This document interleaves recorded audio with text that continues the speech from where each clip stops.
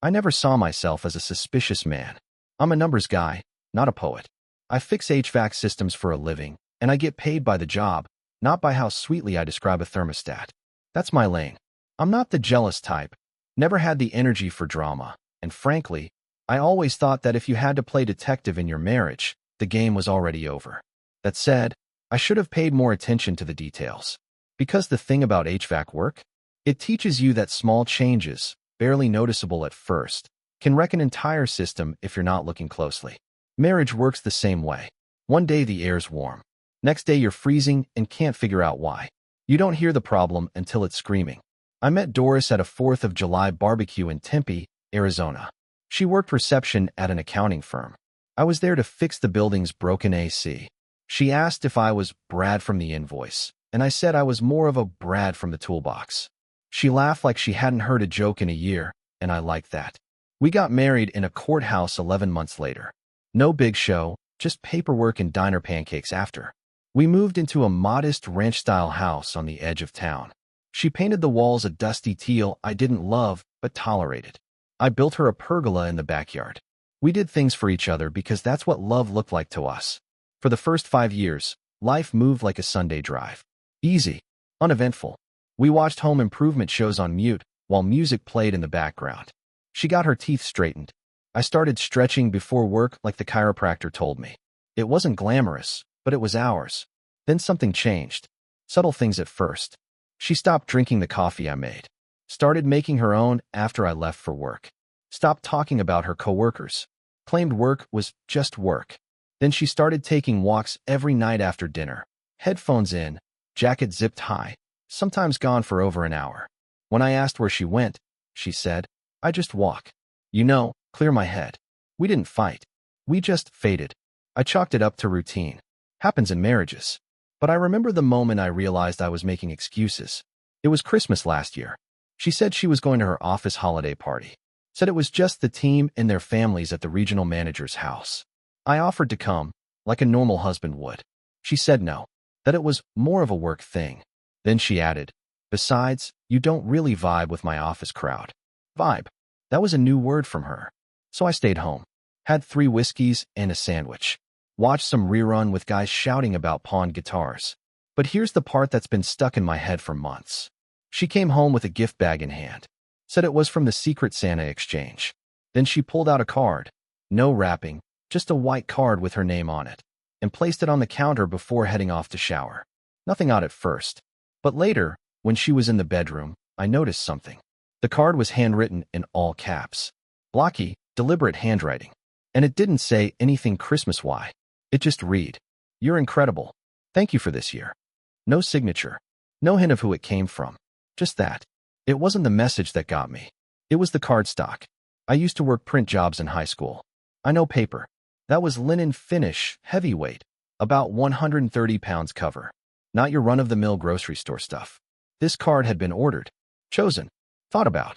Who the hell handwrites a message on linen stock and doesn't sign it? I asked her about it. She shrugged. Said, "Probably just the marketing girl. She's extra." Then she changed the subject so fast you'd think I'd brought up her dead cat. That card lived in my brain rent-free for the next 4 months. But I didn't say a word. Then spring came. Doris signed us up for a couples tennis league, even though I hate tennis. Said it'd get us out of the house. I went along because, well, what else was I going to do? She smiled more around those people than she did at home. Laughed louder. Moved lighter. I watched her play doubles with a guy named Jared. Tall. Preppy. One of those guys who talks with his eyebrows. Apparently worked in corporate finance. He said he dabbled in real estate, which I took to mean he inherited 2 rentals and overcharged for both. I watched him high-five her every other point, hand lingering too long on her back. I watched her fix her hair between sets like it mattered. Still, I said nothing, because I was a man with no evidence. Just gut feelings and a single unsigned card. But all that changed the day I noticed her box of keepsakes was missing. Doris kept a shoebox in the closet labeled sentimental trash. Her words, not mine. It was full of old birthday cards, boarding passes, Polaroids, notes from me, and, yes, receipts from concerts we went to back when we couldn't afford real gifts. It had been there since year 1. Gone. Not moved. Not misplaced. Gone. That's when I knew something had snapped. Not in her. In me. Because when a woman stops keeping reminders of you, that's not forgetfulness. That's removal. And I wasn't going to just sit there anymore. That's where this starts.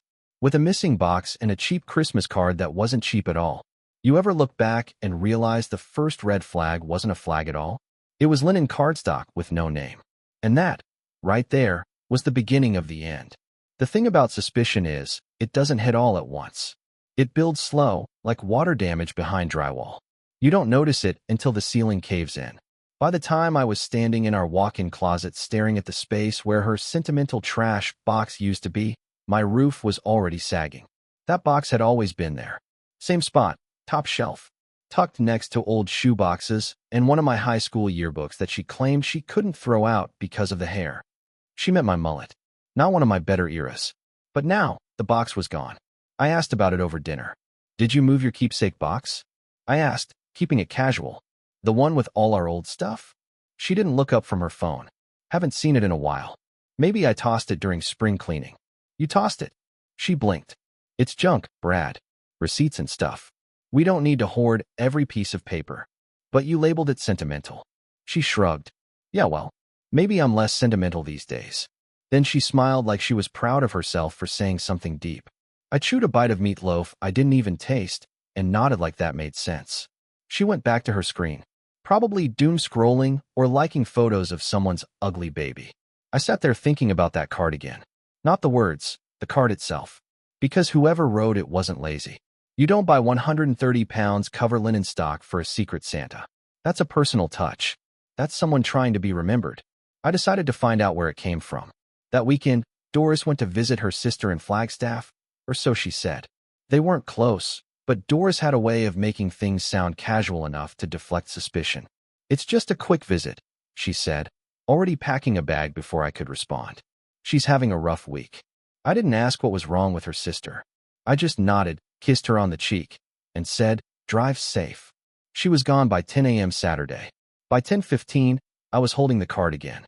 It had been in the kitchen drawer under the spatulas, shoved in with expired coupons and some takeout menus. The back was blank. I ran my fingers over the stock. Heavyweight, textured, clean edges, precision cut. I looked it up. Took maybe 15 minutes online to find the paper type. Nina Classic Crest, Solar White, 130 pounds, linen finish. Only sold in bulk packs to print shops and stationery boutiques. Not something you get at Walgreens. I made a list of every boutique card shop within 20 miles of Tempe. There were 5. I called each one. 4 of them told me they didn't carry Nina products. The 5th, a place called Paper Habit, said they did. And yes, they'd recently had a run of linen finish cards sold right before the holidays. Do you keep records of custom card orders? I asked. There was a pause. Well, sure, but only if it was a printed message. If it's blank stock, no, unless it was part of a specialty order. Bingo. I drove there the next morning. The shop was tucked into the corner of a strip mall next to a yoga studio and a nail salon. It smelled like lavender and overpriced sincerity. I walked in and was greeted by a woman who looked like she hadn't blinked since 2003. Hi, she said brightly. Looking for something specific? Maybe. Did you have anyone order blank linen finish cards around Christmas time? White, heavyweight, no printing. She tilted her head like I'd asked her to recite pi backwards. Possibly. Were you the customer? No, but I saw one of the cards. Just trying to track down where it came from. It stood out. Well, she said, drawing out the word like she was auditioning for a role in a mystery dinner theater. We did have a custom run in December. Man came in and asked for a short stack. 10 cards, linen white. Said he'd write the messages himself. Paid cash. Did he give a name? She laughed. No. People don't usually introduce themselves when buying stationery. Right. She hesitated. But I remember him. Oh, yeah. He was wearing tennis shoes. Not sneakers, tennis shoes. You know, like you'd wear on a court. That stuck out because he was dressed otherwise very business casual. Khakis, button down. Polite. Knew what he wanted. Tennis shoes. My gut clenched. I asked to see a sample of the stock. She pulled one from a drawer. Same texture. Same weight. Same everything. I bought 5 for $3.75 each and left. I wasn't sure what I was doing until I got back home and opened Doris's laptop. She never used a password. Said she didn't believe in locking things down. Ironic, in hindsight. She used to make fun of me for setting reminders in my calendar for everything. I opened her browser history. She'd cleared it recently, a rarity, but not thoroughly. I checked the trash folder in her email. Nothing. Then I checked her saved bookmarks. One stood out. League schedule, Twin Palms Tennis Club. She wasn't a member there. We played at the municipal courts. I clicked. It opened to a login page for members. So I searched the name instead. Twin Palms was a high-end racket club 15 minutes from our house. They had a league, all right. Thursday nights. Mixed doubles. I scrolled through the league results. There it was, Doris Bennett and Jared Connor. First place, holiday tournament. Holiday. December. I checked the date, December 18th. The same day as the office holiday party. I stared at that page for a full minute. Then I looked up Jared Connor. I knew the name from the league, but I didn't know his face. So I did a little digging. He had a LinkedIn. Vice President of Commercial Lending at Sunstone Bank. Tempe branch. Married, 2 kids. Lived in a gated community near South Mountain. I clicked on recent posts. 2 weeks earlier, he'd posted a photo of a racket and a note on the court bench with the caption, "Old school ways still the best. A good card goes further than an email." The card in the photo was blank. White. Linen. No signature. Just a message written in all caps. I zoomed in. "You're incredible. Thank you for this year." Same words. Same card. Same handwriting. I sat back in the chair, staring at the screen like it owed me money. There it was. No snooping through texts. No lipstick on collars. No perfume I couldn't identify. Just good old-fashioned deduction and a little attention to paper quality. I closed the laptop, leaned back, and listened to the ticking of the hallway clock. Doris would be home in 4 hours. I wasn't going to say anything yet. No, this needed planning. Something smart, clean, satisfying. She wanted to play games? I was about to change the rules. It's funny what people will tell themselves to avoid feeling guilty. They'll fold the truth like laundry until it's small enough to hide in a drawer. And Doris had a whole walk-in closet of lies she thought she'd organized neatly. She got home from Flagstaff on Sunday evening, around 6. Her bag hit the floor with that same careless thud it always did when she walked in after one of her reset weekends. I was sitting on the couch pretending to scroll through sports highlights while the 5 linen finish cards I bought yesterday sat in my jacket pocket. She walked in, kissed my cheek, and said, "Hey babe. Sorry, traffic was brutal." I looked up and smiled. "Glad you're back." We made small talk. I asked how her sister was. She said the same. I asked what they did. She said, mostly just talked and drank tea. Doris never drank tea in her life. She thinks chamomile tastes like wet grass. I didn't call her out. Not yet. We had leftovers for dinner. Chicken and rice. I added more salt than I needed just to taste something. She talked about getting new patio furniture. Said the old stuff looked tired. I asked, like us. She laughed, but it didn't quite reach her eyes. Later that night, after she'd showered and wrapped herself in the same oversized ASU hoodie she always wore when she was lying, we sat on the couch. She curled her legs under her like she used to. For a second, I thought about kissing her. Then I remembered that card, and Jared's smug little Instagram post, and the missing keepsake box, and the way her walk had changed, like she'd started strutting through her own life. "Doris," I said, setting down the remote. "I have a question." She looked up, cautious. "Okay, remember that Christmas party you went to last year? The one I wasn't invited to?" Her eyes didn't flinch, but her fingers twitched slightly. "Yeah. What?" "Just thinking about it. You got that card from your Secret Santa. The white one." She nodded slowly. "What about it?" I was thinking how strange it was. The handwriting, the paper. Not signed. Not even festive. Almost like it was meant for you. Not about Christmas. She blinked. "Brad, it was just a card. You're reading way too much into it." "Probably," I said. Then I reached into my jacket and pulled out one of the linen cards. Same texture. Same weight. I slid it across the coffee table. Her eyes locked onto it like it had teeth. "What's this?" "Exact same cardstock. Same weight. Same texture. From the same shop in town." They remembered the guy who bought them. Tall, business casual, tennis shoes. Silence. "You said it was from the marketing girl. But you didn't get it at your office party, did you?" She crossed her arms. "Why are you doing this?" "Because I know it wasn't from work. I know it was from someone in your tennis league." "Jared Connor." Her breath caught. Just slightly. Enough to confirm it. I saw his post. The card on the bench. Same message. Same handwriting. Same smug caption. Her mouth opened, but no words came out. I let the moment stretch. I also checked the Twin Palms League site. You never told me you played the holiday tournament there. The same weekend as the office party. The same day you came home with that card. Now she stood up.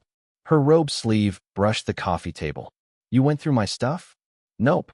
Just used my eyes, ears, and a public internet connection. She opened her mouth again. I held up a hand. You don't get to flip this. You don't get to be mad about being caught. I didn't dig through your phone. I didn't follow you in a car.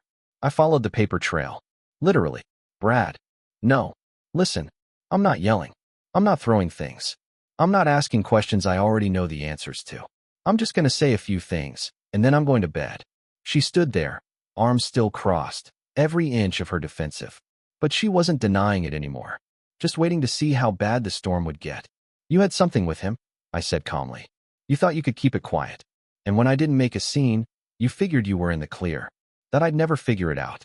But you made one mistake, Doris. Her eyes flickered. You forgot who I am. You forgot what I do. I leaned back into the couch. I fix systems. I find the thing that's off. The tiny detail that doesn't line up. That's my whole job. So when you started acting different, I noticed. When the box went missing, I noticed. When you started walking like someone who'd been touched by someone new, I noticed. Still no word from her. You erased me. Slowly. Piece by piece. And I let you. That's on me. Now she looked like she wanted to speak. I waved her off. You don't love me anymore, Doris. That's clear. You love that you're being adored by someone who thinks you're mysterious and brilliant and hot and whatever else he's selling. But what you're not thinking about is what happens next. She blinked. What do you mean? What happens when his wife finds out? What happens when his kids figure it out? What happens when the tennis season ends and you're not fun anymore, just a problem? She sat down. It's not. It is. It is exactly what it looks like. You had someone steady, predictable, who built you a backyard and unclogged the bathroom and left the porch light on when you worked late. And you wanted fireworks again, so you lit a match. She put her head in her hands. I didn't plan it, she said softly. I know. I didn't go looking for it. It just happened. It just happened to be scheduled every Thursday night in a tennis league. Come on, Doris. You're smarter than that. Silence again. I don't love him, she said finally. I nodded. But you also don't love me. That's the real problem. She shook her head, face in her hands. It's not that simple. It is. Then I stood up, walked over to the TV, and shut it off. I'm going to bed, I said. Tomorrow, you and I are going to have a different kind of talk. No yelling. No begging. Just logistics. She looked up. What do you mean? I mean the part where we figure out how we undo the paperwork. She sat frozen, mouth slightly open. I'm not staying married to someone who throws out memories and replaces them with linen stock lies. I walked out of the room without another word. No explosion. No tears. Just clarity. Heavy as a hammer. Behind me, she didn't follow. That was the loudest silence of all. I didn't say much the next morning. I got up early like always, made coffee, checked my emails, threw on a hoodie, and left the house like it was any other Tuesday. Doris was still in bed when I left. Pretending to be asleep, most likely. Or maybe she really was out cold, knocked flat by the weight of consequences. Either way, I didn't care. My plans were already in motion. Let me say this now. I didn't want to destroy her. But I did want her to feel it. Not in a cruel, screaming in a parking lot way. No, I wanted it to sting the way a paper cut does when you forget about it, and then pour lemon juice all over it by mistake. I wanted her to sit in the life she chose and realize the chair wasn't as comfortable as she thought. I started with her precious sense of control. Doris was the kind of woman who needed to be the one doing the leaving. She'd hinted at it for months in ways she thought I wouldn't catch. Suddenly independent, always handling things, subtle digs about how she could be doing more, going further, living fuller. All her little growth moments, the weekend getaways, the night walks, the tennis league, weren't about us. They were dress rehearsals for a solo act she never thought I'd cancel. She wanted to walk away from me and have me chasing. So instead, I left first. Quietly, cleanly. But I didn't go far. That morning, I didn't go to work. I went straight to Sunstone Bank, the one Jared Connor worked at. Walked in wearing a plain zip-up and jeans, like just another customer. I asked the receptionist to speak to someone in commercial lending. She asked if I had an appointment. Nope, I said. But I have an opportunity. She raised an eyebrow, but picked up the phone. A few minutes later, a younger guy came out. Slick, early 30s. Not Jared. Hey, I'm Andy, he said. One of the commercial guys. You looking for a small biz loan? Nope, I said. I've got a tip that might help your career. He looked confused. Excuse me. Is Jared Connor in today? Pause. Yeah, I think so. But, good. That means you've got a real shot here. I handed him a sealed envelope and leaned in a bit. Don't open it until after I leave, I said. But when you do, you'll see a photo of Jared and a woman who isn't his wife, kissing in the Twin Palms Club parking lot. There's also a link to a burner Dropbox folder. Videos in there.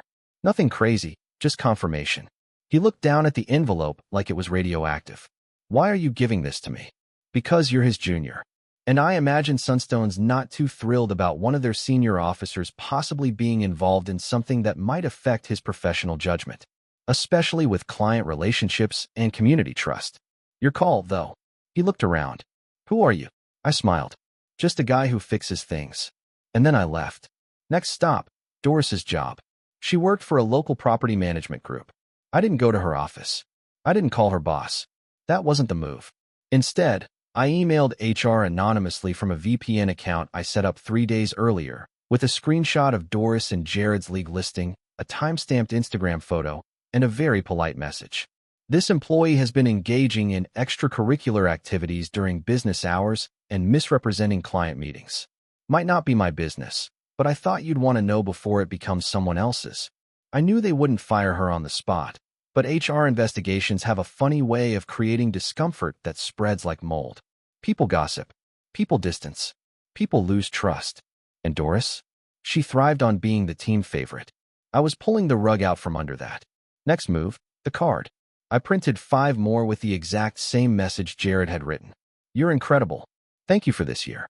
I left one in the mailbox of Jared's wife. No note. No explanation. Just the card. I dropped another at Twin Palms, tucked in the suggestion box near the lobby with Doris's name written on the back. I left the third inside her gym bag at home. The fourth? I mailed it to her mother, who thought I was the best thing since microwave lasagna. I knew she'd call Doris the second she read it. And the fifth? I gave that one to a mutual friend, Lisa. She'd known us since the wedding. Doris's former coworker, now solidly on my side. I handed her the envelope. What's this? She asked. Insurance, I said. If she tries to spin it like I snapped or mistreated her or abandoned her, show her this. Remind her who really walked out first. She nodded. Oh, I will. I took my time. No drama. No confrontation. No dramatic monologue in the ring. I just peeled back layers of her curated world one by one. 3 days after my errands, I moved out. Left her a note on the kitchen counter. Not handwritten. Not flowery. Just printed, single-spaced, business style. Doris, I've vacated the house. The deed is still in both our names, but I've contacted a realtor about listing. You'll get the email CC'd today. Please forward any mail. I've already contacted a mediator for the separation process. No need for lawyers unless you want them. We'll do this fair. But just so we're clear, I know everything. And now, so do a few other people. Take care of yourself. Brad. No threats. No cruelty. Just consequences. I watched from the corner of the street when she pulled into the driveway that evening. She walked in, still wearing her heels from work, looking tired. I waited 10 minutes. Then the porch light flicked on. 2 minutes later, it flicked off. She stepped outside, phone in hand, pacing. Probably calling me. Probably getting voicemail. I didn't pick up. I didn't need to. She was in the house alone. No photos. No banter. No keepsake box. Just echoes. Just the linen card on the counter and the silence of someone who'd finally run out of stories to tell. I drove to my brother's place. He'd offered the guest room for a few months. Said, you play this right, and she'll regret it for the rest of her life. I already knew she would. Revenge doesn't have to be loud. Sometimes it's just about letting the other person sit with the truth and making sure it's the only thing left in the room. She emailed me 3 days after I moved out. Subject line, can we talk? Short. No emojis. No desperate exclamation points. Just 5 words and a timestamp at 2:12 a.m. That told me everything I needed to know. She couldn't sleep. Good. I didn't reply. The next morning, she texted. Please. 1 hour. Coffee. Neutral ground. Just talk. I gave her exactly what she asked for. Nothing more. We met at a place called Old Station Brew, a coffee shop neither of us ever really liked. No memories. No history. Just beige chairs and weak drip. I got there first, picked a table near the window, and sipped my black coffee while pretending to read a news app. She showed up 5 minutes late wearing oversized sunglasses and trying to look composed. But I know her. She only wears sunglasses indoors when she's hiding puffed eyes. She sat down, crossed her legs, and said, "Hi." "Morning," I replied. We both sat in silence for a moment while the espresso machine hissed in the background like it was judging us. "Thanks for meeting," she said. I nodded. "Sure." She fidgeted with the cardboard sleeve on her latte, peeled it halfway off, pushed it back on. "I'm not going to give you a speech," she said. "I know you don't want one." "That's accurate." Another pause. She sighed. "I don't know where to start." "You already started," I said. "Just keep going." She looked down, gathering whatever version of courage she'd manufactured in the last 72 hours. "I didn't plan for this to happen." "You said that already." "It's like your go-to line." "It's true." "No," I said. "What's true is that it happened because you let it." Repeatedly. Intentionally. Week after week. Tournament after tournament. Walk after walk. She flinched, but said nothing. I kept my tone even. No sarcasm. No bite. Just fact. She reached for her bag and pulled out a folded letter. "Don't do this," I said immediately. She froze. "What? You don't get to hand me closure in an envelope. That's not how this works." You want me to read something you wrote at 3 a.m. in some guilt spiral? Nah. If you've got something to say it out loud like an adult. Otherwise, keep it." She slowly placed the letter back in her bag. I noticed her nails were chipped. She never let them chip. That made me smile. "I'm sorry," she said finally softly. "For everything." "I'm sure you are." "I mean it." "I'm sure you do." Another pause. "I didn't think you'd leave." That got a chuckle out of me. "That's the most honest thing you've said today." She didn't deny it. "I thought maybe you'd yell. Break things. But I never thought you'd just disappear. Or know what you know. The paper, the card shop, the club. You thought I'd be too dumb to figure it out?" "No," she said quickly. "Not dumb. Just trusting. Naive." "Right," I said, sipping my coffee. "You thought I'd be the last one in the room to know I'd already left it." She looked away, blinking fast. "You really mailed that card to his wife?" she asked after a moment. I just smiled. No answer needed. She called him a coward and kicked him out. Sounds like she's got good instincts. She called me, too. So the cards are working." She shook her head. "You planned all this." "All of it." "I did. Even the note on the counter?" "Especially that." There was another long pause. This one heavier. I could tell what she wanted to ask, but she didn't want to give me the satisfaction. So I helped her out. "No, I'm not coming back. No, I don't miss you. No, we're not going to rebuild anything. You had a marriage. You didn't want it. You got something else. Now you get to keep that." She stared at her drink. "You don't want to hear my reasons?" she asked finally. "I know your reasons. You felt bored. Taken for granted. You craved attention. Validation. Fireworks. I wasn't lighting the sky anymore. Jared was. It wasn't just that. Of course it was. Don't make it deep. It wasn't some existential journey. It was two adults who got bored and stupid at the same time. I never stopped loving you," she said. I looked at her, level. "Yes, you did. You just didn't notice until I stopped loving you back." She blinked. That hit. I knew it would. She sat in silence for a while, finally taking a sip of her now cold latte. Then she reached into her bag again, slower this time, and pulled out the card. The card. The one. The linen stock one with no name, no context, just a message that meant nothing to everyone except us. "I kept it," she said quietly. "No, you didn't," I replied. She tilted her head. "You threw it out," I said. "But after you realized what it meant to me, what it exposed, you dug it back out of wherever you tossed it. Now you carry it like a dead thing you don't know how to bury." Her mouth opened, but I cut her off. "I don't want it. I don't want the explanation. I don't want the rewritten history. I just want you to live with it. That's all." She looked at me like she wanted to cry, but wasn't sure it'd make a difference. "I lost everything," she said. "No," I replied. "You just finally saw what you actually had." We sat there in silence for a few more minutes. Two people who used to be something real, now just strangers with overlapping tax records. I stood up. "That's it?" she asked, barely above a whisper. I leaned down, close enough that only she could hear it. You didn't lose me when you cheated. You lost me the moment you tried to lie like you were good at it. Then I walked out, left her sitting there with a linen card in one hand and nothing else in the other. No shouting, no forgiveness. Just closure, hers denied, mine completed. It's been 4 months since that last coffee with Doris. 4 months since the sunglasses, the staged humility, and the too late apology. Since the card she pulled out like a prop in a third-rate courtroom drama. 4 months since I walked out of that cafe and didn't look back. I won't say I feel amazing. This isn't some self-help story where I went to Bali and learned to love myself in front of a waterfall.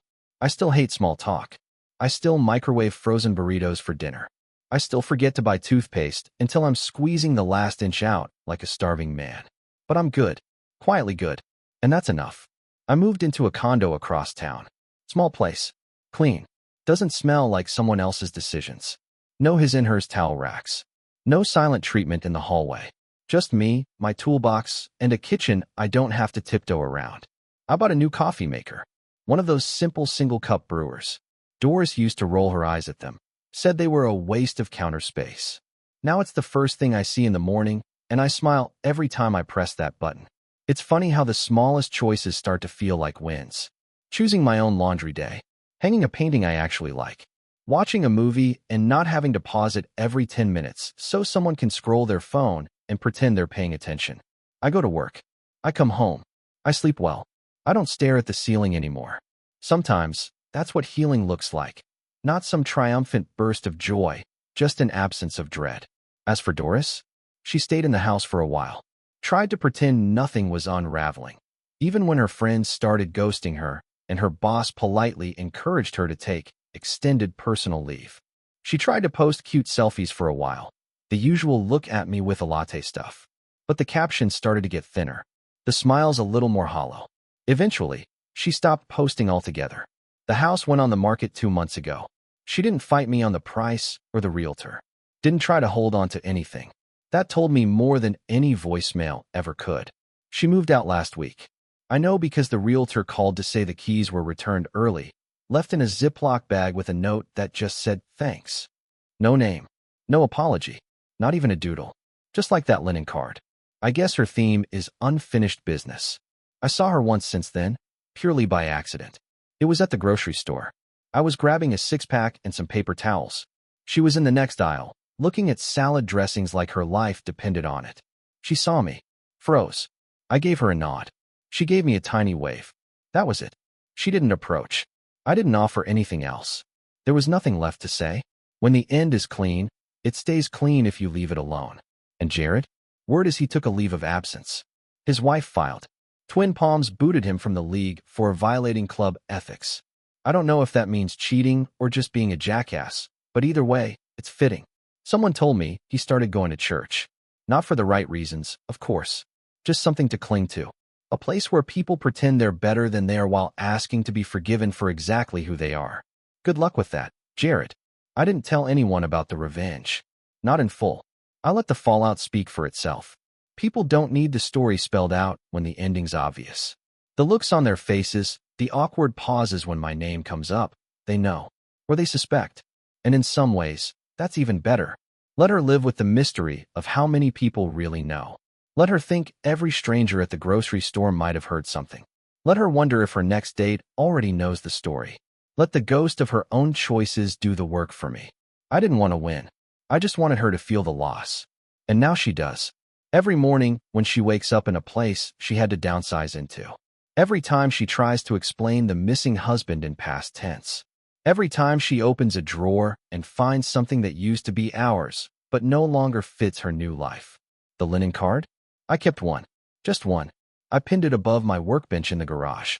Not as a wound, as a reminder. A reminder that people tell you who they are, not with words, but with paper. With the things they sign. The things they throw away. The things they refuse to name. You're incredible. Thank you for this year. That line used to sting. Now it's hilarious. I think of it every time I fix a furnace or swap out a broken thermostat. Because systems break. People break. But some things, like good paper and hard truths, last. Life moves on. It doesn't care about your heartbreak. It doesn't pause to give you a trophy for surviving. You either adjust or you stall. and I'm done stalling. I've got a good toolbox, a clean house, and a damn solid coffee maker. That's more than I had 6 months ago. And this time, I know exactly what I've got, and exactly what I'll never allow back in. The end. Subscribe to the channel,